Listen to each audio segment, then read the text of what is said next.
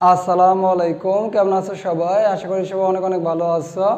আজকে আমরা তোমাদের জন্য খুবই গুরুত্বপূর্ণ একটা ভিডিও নিয়ে হাজির হলাম। ভিডিওটি টাইটেল তোমার বোর্ডে দেখতেছো, গুণগত রসায়ন অন শর্ট পর্ব 2।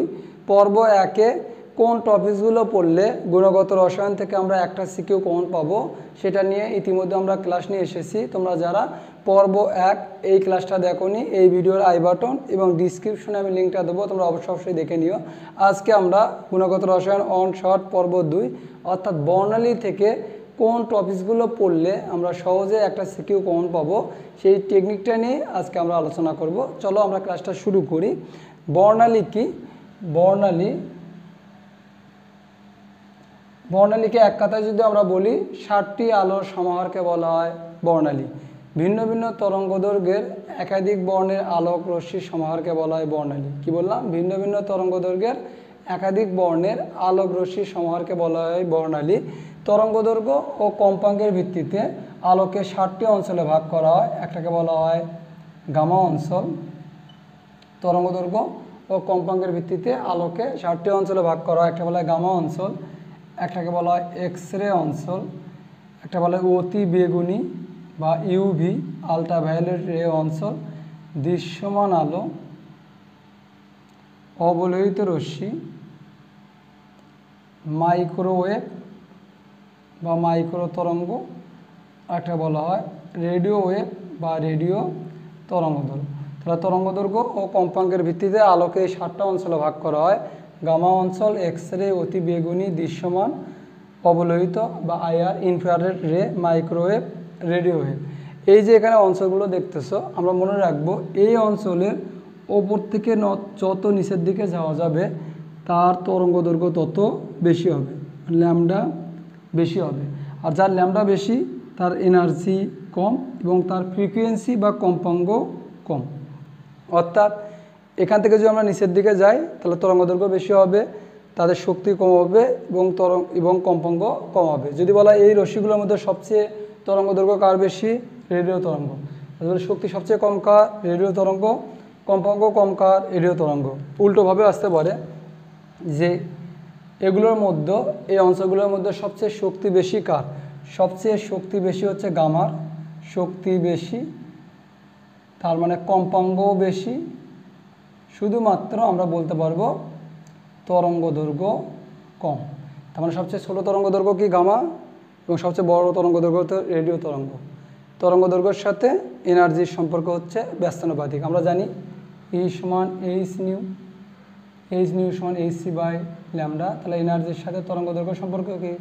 ব্যস্তানুপাতিক। আর এনার্জির সাথে ফ্রিকোয়েন্সির সম্পর্ক হচ্ছে সমানুপাতিক। ক্লিয়ার?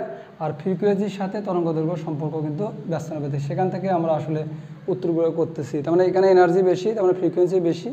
এইদিকে এনার্জি কম, তার মানে ফ্রিকোয়েন্সি কম। তার মানে তরঙ্গদৈর্ঘ্যের সাথে এনার্জি এবং ফ্রিকোয়েন্সির সম্পর্ক হচ্ছে ব্যস্তানুপাতিক। আশা করি তোমরা এগুলো জানো। তারপর তোমাদের জন্য একটু বলতেছি, এখান থেকে এমসিকিউ আসে, প্রচুর এমসিকিউ আসে। এই অঞ্চলগুলোর মধ্যে স্পেশালি যে দৃশ্যমান আলো, দৃশ্যমান আলোর তরঙ্গদৈর্ঘ্য কত? 380 থেকে 780 ন্যানোমিটার। এবং দৃশ্যমান আলো বলতে আমরা 7টা জিনিসকে বোঝাই। এটাকে বলা হয় বেনি, আসহ, কলা। বেনি, আসহ, কলা অর্থাৎ বেগুনি, নীল, আসমানি, সবুজ, হলুদ, কমলা, লাল। এগুলোর তরঙ্গদৈর্ঘ্যগুলো খুবই পরীক্ষায় আসে, এগুলো আমাদের মনে রাখতে হবে। কিছু কিছু বইয়ে 380 থেকে কিন্তু 780 লিখেছে, একটা বললেই হবে। 380 থেকে 700 ন্যানোমিটার বা 780 ন্যানোমিটার। তার বেগুনি আলো কত? 380 থেকে 424 ন্যানোমিটার যদি হয় তাহলে আমরা দেখতে পারবো দৃশ্যমান আলোর মধ্যে বেগুনি আলো, ভায়োলেট। নীল আলো কত হবে? 425 বা 24। প্রথমটার শেষ যা হবে পরেরটার শুরু তাই হবে, মানে এটার আপার লিমিট, পরেরটার লোয়ার লিমিট। 424 থেকে আমরা বলতে পারি 450 ন্যানোমিটার, 450 থেকে 500 ন্যানোমিটার, 500 থেকে 575 ন্যানোমিটার, 575 থেকে 590 ন্যানোমিটার, 590 থেকে 647 ন্যানোমিটার, 647 থেকে 700 বা 780 ন্যানোমিটার। তাহলে প্রথমটা বেগুনি, শেষেরটা কি? লাল। তাহলে দৃশ্যমান আলোর মধ্যে সবচেয়ে তরঙ্গদৈর্ঘ্য বেশি কার? সবচেয়ে তরঙ্গ দৈর্ঘ্য বেশি হচ্ছে লাল আলোর, ল্যামডা বেশি, তার মানে এনার্জি কম, ফ্রিকোয়েন্সিও কম। আর ওপর দিকে গেলে ল্যামডা কম, এনার্জি বেশি, ফ্রিকোয়েন্সিও বেশি। আশা করি তোমরা বুঝতে পারছো। এই 7টা অঞ্চলের মধ্যে যে বলা সবচেয়ে কম তরঙ্গ দৈর্ঘ্য কার বা সবচেয়ে শক্তি বেশি, গামার চেয়েও তরঙ্গ দৈর্ঘ্য কম বা শক্তি বেশি আছে, একটা হলো মহাজাগতিক রশ্মি। মহাজাগতিক রশ্মি, ইংলিশে বলা হয় কসমিক রে, এর তরঙ্গ দৈর্ঘ্য সবচেয়ে কম। আশা করি তোমরা এইটুকু বুঝতে পারছো। এগুলো কিন্তু আমাদের জন্য খুবই গুরুত্বপূর্ণ। তোমরা এখানে একটা কোশ্চেন দেখো, গাণিতিকভাবে বিশ্লেষণ করো বর্ণ কি। এই তরঙ্গ দৈর্ঘ্যগুলো না জানা থাকলে কিন্তু আমরা পারবো না। আসো, এখান থেকে আর কি কোশ্চেন আসতে পারে তোমরা এটা একটা স্ক্রিনশট দিয়ে রাখো, সামনে কিন্তু লাগবে, আমি মিশিয়ে দিলাম। এখান থেকে সবচেয়ে বেশি গুরুত্বপূর্ণ যেটা, সেটা হচ্ছে হাইড্রোজেনের বর্ণালী। এটাই বেশি আসে, সবচেয়ে বেশি ইম্পর্টেন্ট কি, হাইড্রোজেনের বর্ণালী। আমরা মনে রাখবো বর্ণালী সৃষ্টির জন্য 2টা কক্ষপথ দরকার। এটা যদি আমরা যে কোনো একটা পরমাণু ধরি, যদি বলি কোনো একটা পরমাণুতে কতটা শক্তি স্তর আছে, তাহলে উত্তর হবে অসংখ্যটা। কোনো একটা পরমাণুতে কয়টি শক্তি স্তর আছে, অসংখ্যটা। তার হাইড্রোজেনের পরমাণুর শক্তি স্তর কয়টা, এটাও অসংখ্যটা। তাহলে এরকম অসংখ্য আর স্তর আছে, আমি আর দিলাম না। এটা হচ্ছে n এর মান 1, n এর মান 2, n এর মান 3, n এর মান 4, 5, 6, 7, এরকম ইনফিনিটি। বর্ণালী সৃষ্টি 2ভাবে হতে পারে। বর্ণালী সৃষ্টি কয়ভাবে হতে পারে, 2ভাবে। কোনো একটা ইলেকট্রন নিম্ন শক্তি স্তর থেকে উচ্চ শক্তি স্তরে যদি যায়, তার ফলে একটা বর্ণালী হতে পারে, বা উচ্চ শক্তি স্তর থেকে যদি যে কোনো নিম্ন শক্তি স্তরে আসে, তার জন্য একটা বর্ণালী হতে পারে। তাহলে নিম্ন শক্তি স্তর থেকে উচ্চ শক্তি স্তরে যদি যায়, তো এটা ধরলাম n2, এটাকে ধরলাম সব n1। তাহলে একটা নিম্ন শক্তি স্তর থেকে যদি উচ্চ শক্তি স্তরে যায়, তাহলে আমাদের বাইরে থেকে শক্তি যোগান দিতে হবে, তার মানে শক্তির শোষণ হয়, এটাকে বলা হয় শোষণ বর্ণালী। শোষণ বর্ণালী। শোষণ বর্ণালী কখন হয়, যখন নিম্ন থেকে ইলেকট্রন উচ্চতর শক্তি স্তরে যায়। ইলেকট্রন জাম্প করে শক্তি দিতে হবে বাইরে থেকে, সেই শক্তি শোষণ করবে, নিম্ন থেকে কোথায় যাবে, উচ্চতর শক্তি স্তরে যাবে। আর উচ্চতর শক্তি স্তর থেকে কোনো একটা ইলেকট্রন যদি নিম্ন শক্তি স্তরে আসে, তখন যে শক্তি বিকিরণ করে, তার ফলে যে বর্ণালী পাই, তাকে আমরা বলি বিকিরণ বর্ণালী। তাহলে বর্ণালী কয় ধরনের, সৃষ্টির উপর ভিত্তি করে 2 ধরনের, একটা বলা হয় শোষণ বর্ণালী, একটা বলা হয় বিকিরণ বর্ণালী। শোষণ বর্ণালী মানে কি, নিম্ন থেকে যখন ইলেকট্রন জাম্প করে উচ্চ শক্তি স্তরে যাবে, তখন শোষণ বর্ণালী। শোষণ বর্ণালীকে আমরা চোখে দেখতে পারি না, এই জন্য শোষণ বর্ণালীর আর এক নাম হচ্ছে অনুজ্জ্বল বর্ণালী বা ডার্ক স্পেকট্রাম। আর উচ্চতর শক্তি স্তর থেকে নিম্ন শক্তি স্তরে ইলেকট্রন জাম্প করলে শক্তির বিকিরণ হয়, শক্তি রিলিজ করে, তখন যে বর্ণালী হয় তাকে বলা হয় বিকিরণ বর্ণালী, ইমিশন স্পেকট্রাম। যে বিকিরণ বর্ণালী আমরা চোখে দেখতে পারি, এই জন্য এটাকে বলা হয় উজ্জ্বল বর্ণালী। আমরা মনে রাখবো আমাদের সিলেবাসে যে হাইড্রোজেন বর্ণালী আছে, হাইড্রোজেন বর্ণালী মানে হচ্ছে বিকিরণ বর্ণালী। আর বিকিরণ মানে কি, অলওয়েজ ইলেকট্রনকে উচ্চ শক্তি স্তর থেকে কোথায় আসতে হবে, নিম্ন শক্তি স্তর। তাহলে উচ্চ শক্তি স্তর থেকে যদি নিম্ন শক্তি স্তরে আসে, তাহলে কীভাবে বর্ণালী হবে হাইড্রোজেনের বর্ণালী, সেটা একটু দেখায়। আমরা সবসময় মনে রাখবো ইলেকট্রন কোথায় আসবে বলো তো, উপর থেকে নিচে। তার মানে উচ্চ শক্তি স্তর থেকে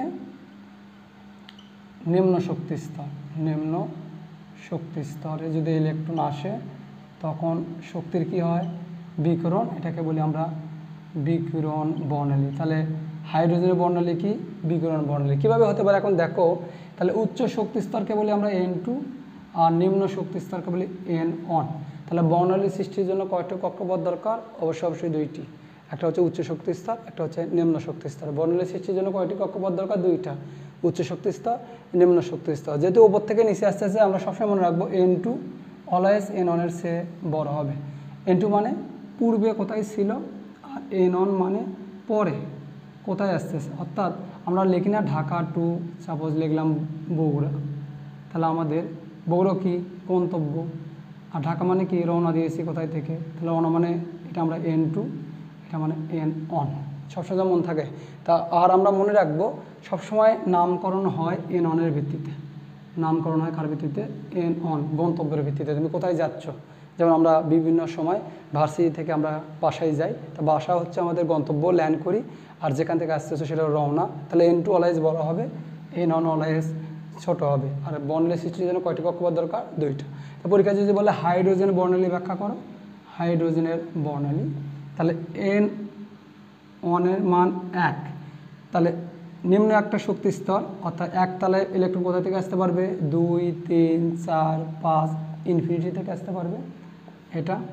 তাহলে N1 এর মান যদি 2 হয় কোথা থেকে আসতে পারবে, 3 4 5 6, এগুলো কিন্তু কোশ্চেন আসে পরীক্ষায়, খুবই গুরুত্বপূর্ণ। 4 5 6 7, 4 5 6 7 8, এরকম 6 7 8 9, এরকম 6 যদি হয় 7 8 9 10। আমরা যেন মনে রাখতে পারি উপর থেকে কোথায় আসবে, অলওয়েজ নিচে, উপর থেকে অলওয়েজ নিচে, উপর থেকে অলওয়েজ নিচে। আর নামকরণ হয় কার ভিত্তিতে, N1 এর ভিত্তিতে মনজান থাকে। আর সবসময় N1 ছোটো হবে, N2 বড় হবে। তাহলে কোনো একটা ইলেকট্রন 2 3 4 5 ইনফিনিটি যেখান থেকে আসে এক তারায় যদি আসে, এই সিরিজটাকে বলা হয় লাইম্যান সিরিজ। কী বলা হয়, লাইম্যান সিরিজ। কোনো একটা ইলেকট্রন যদি 3 4 5 যে কোনো থেকে 2 আসে, এটা বলা হয় বামার সিরিজ, বামার সিরিজ। N1 এর মান যদি 3 হয়, এটা বলা হয় প্যাশন সিরিজ, প্যাশন সিরিজ। 4 আসলে ব্র্যাকেট সিরিজ, 5 আসলে ফুন্ট বা ফান্ট একটা বললেই হবে সিরিজ। 6 আসলে হামফ্রেস, এটা লাগে না, অনেক বইয়ে দেওয়া নাই, তারপরও লিখে দিই সিরিজ। তাহলে একতলে আসলে লাইম্যান, বামার, প্যাশন, ব্র্যাকেট, ফুন বা ফান বা হামফ্রেস সিরিজ। এই সিরিজগুলো খুবই গুরুত্বপূর্ণ, সিরিজগুলো ভুল করলে কিন্তু ম্যাথ ভুল হয়ে যাবে। তাহলে এটা আমরা কীভাবে মনে রাখতে পারবো, মনে রাখতে পারবো আমরা এইভাবে, লাইলির বাম পাশে বাস্কেটে ফুল হাস নেয় না। লাইলি নামে একটা মেয়ে, তার বাম পাশে বাস্কেট রাখা আছে, সেই বাস্কেটে ফুল রাখছে, সেই ফুলের নাম কি, হাসনায়না ফুল। লাইলির বাম পাশে বাস্কেটে ফুল হাসনায়না, লাইলির বাম পাশে বাস্কেটে ফুল হাসনায়না। যেমন যদি বলে বাস্কেট, তো লাইলি বাম পাশে বাস্কেট, তো বাস্কেট মানে কি, ব্র্যাকেট সিরিজ। 4 সিরিজ ভুল করলে কিন্তু ম্যাথ ভুল হয়ে যাবে। তাহলে এগুলো সবগুলো হচ্ছে N1 কোথায় আসতেছে আমাদের, এটা আমরা কোথায় আমরা ল্যান্ড করতেছি তার ভিত্তিতে নামকরণ হয়। যদি আসে যে কোনো একটা ইলেকট্রন উপর থেকে 4 আসে, তাহলে বলো ব্র্যাকেট সিরিজ। এছাড়াও এই বর্ণগুলো অনেক সময় আসে, এই সিরিজগুলোর বর্ণ কি বা এই অঞ্চলগুলো আসে, এক কথায় বলতে পারি অঞ্চলটা খুবই গুরুত্বপূর্ণ। এই যে N1 এর মান 1 লাইম্যান সিরিজ, এটা বর্ণ হচ্ছে অতি বেগুনি। এটা কোন রেঞ্জের মধ্যে পড়ে, ইউভি রেঞ্জের মধ্যে পড়ে, আলট্রা ভায়োলেট রে। বামার সিরিজ, এটা হচ্ছে দৃশ্যমান আলোর মধ্যে পড়ে। তাহলে খুবই গুরুত্বপূর্ণ একটা কোশ্চেন। যে বলে হাইড্রোজেন বর্ণালী, কোন বর্ণালী চোখে দেখা যায়, একমাত্র চোখে দেখা যায় হচ্ছে এই বামার সিরিজ।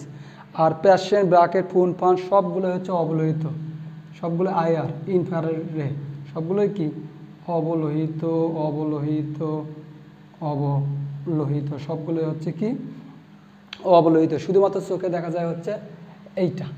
এছাড়াও এখানে একটু ক্রিটিক্যালি এভাবে কোশ্চেন আসতে পারে, যেহেতু N1 N2 বোঝাই হচ্ছে আমাদের খুবই গুরুত্বপূর্ণ। এটা হচ্ছে হাইড্রোজেন বর্ণালী।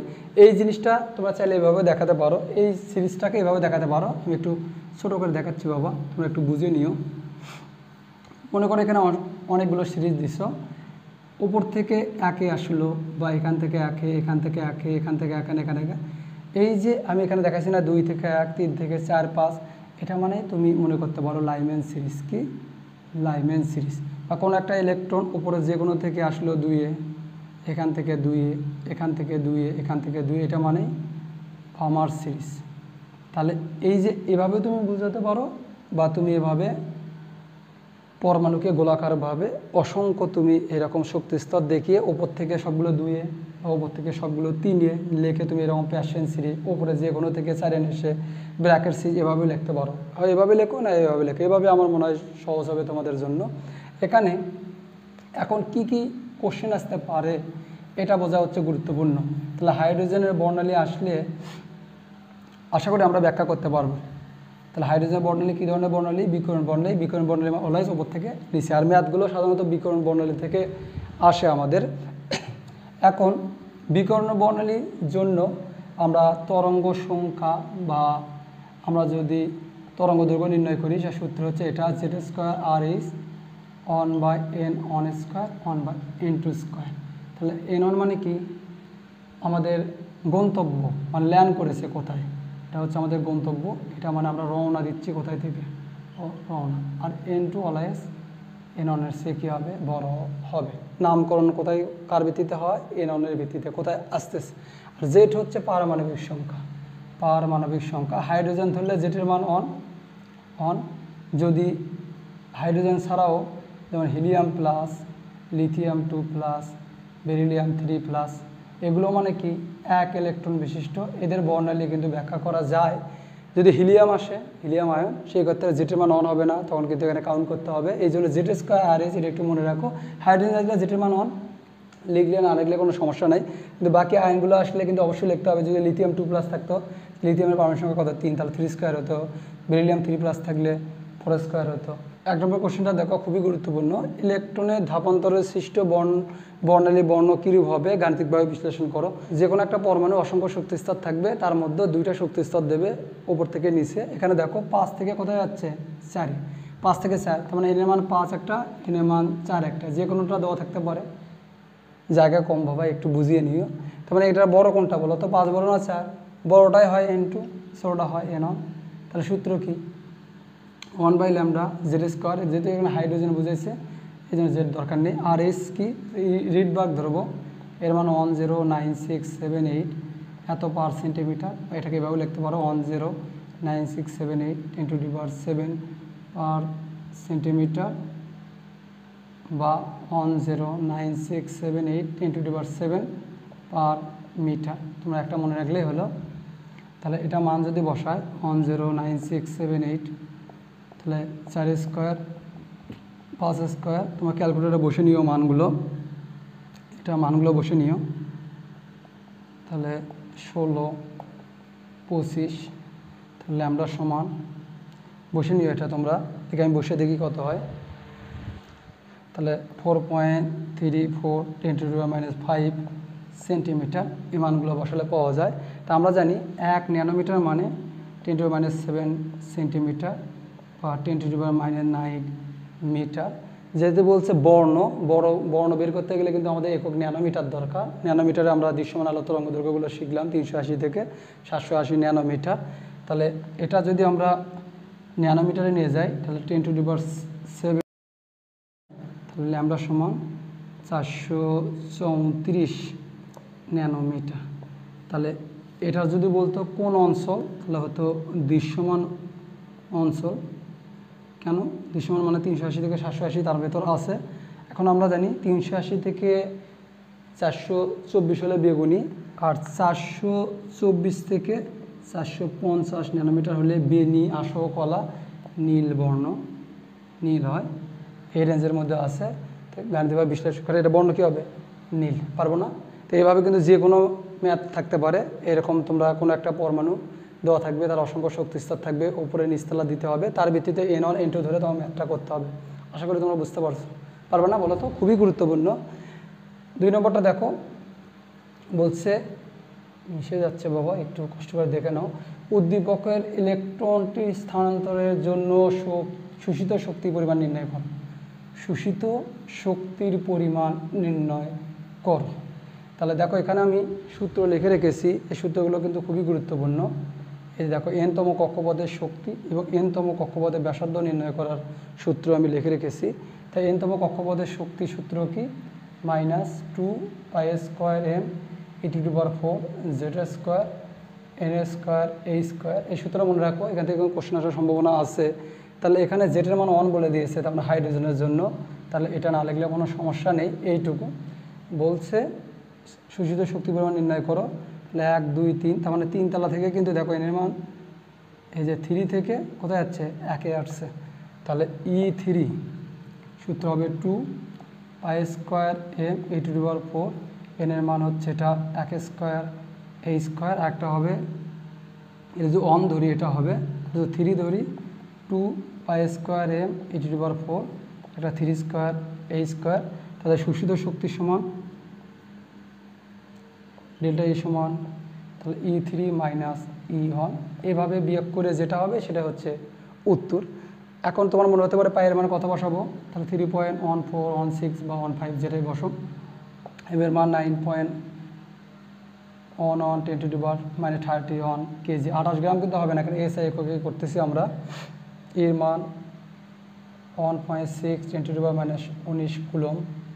প্লাঙ্কের ধ্রুবক 6.626 × 10⁻⁻34 জুল সেকেন্ড। এখানে দেখো সবগুলো মান যদি তুমি বসাও তাহলেই কিন্তু এখান থেকে এত জুল, এটা হবে উত্তর শোষিত শক্তির মান। এই ম্যাথটা আমরা বিকল্প পদ্ধতিতেও করতে পারি, এভাবে তোমরা করতে পারবা। এটার একটা বিকল্প পদ্ধতিতেও করা যায়, সেটা কি? এই ম্যাথটা আমরা কীভাবে করতে পারি, এটা স্ক্রিনশট দিয়ে নাও তোমরা। আশা করি বুঝতে পারছো, মানগুলো বসালে কিন্তু আসবে বাবা। এই ম্যাথটা তোমরা চাইলে অন্যভাবেও করতে পারো। কীভাবে?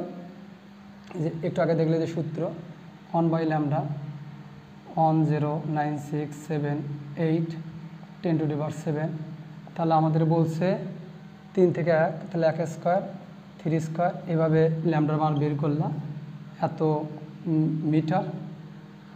ডেল্টা ই সমান hc/λ, এখানে বসাবা। এখানে বসে উত্তর কিন্তু এত জুল তো চলে আসবে।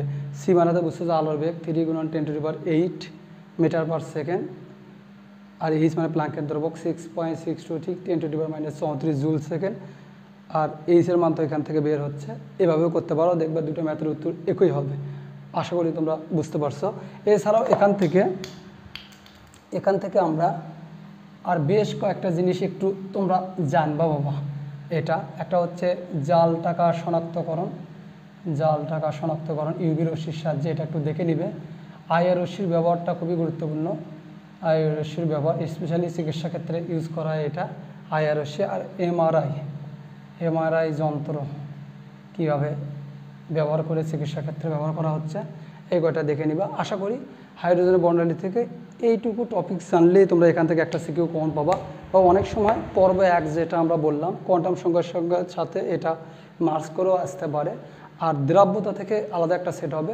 আমরা পরবর্তী ভিডিওতে পর্ব 3-তে দ্রাব্যতা গুণফল নীতি থেকে কী ধরনের কোশ্চেন আসতে পারে তোমাদের বোর্ড পরীক্ষায় সেটা দেখাবো। তো ক্লাসটা যদি ভালো লাগে অবশ্যই একটা লাইক দেবে, অবশ্যই ফ্রেন্ডদেরকে শেয়ার করবে। পরবর্তী ক্লাস দেখার আমন্ত্রণ জানিয়ে আজকে এইটুকুই। এতক্ষণ সঙ্গে দেখার জন্য তোমাদেরকে অসংখ্য ধন্যবাদ। All the very best.